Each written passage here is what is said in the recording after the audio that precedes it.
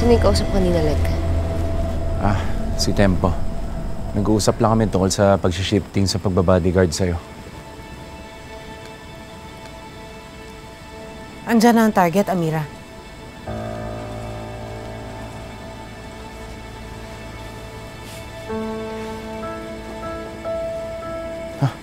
Nilagyan mo yan ng ugat ng mutya, di ba?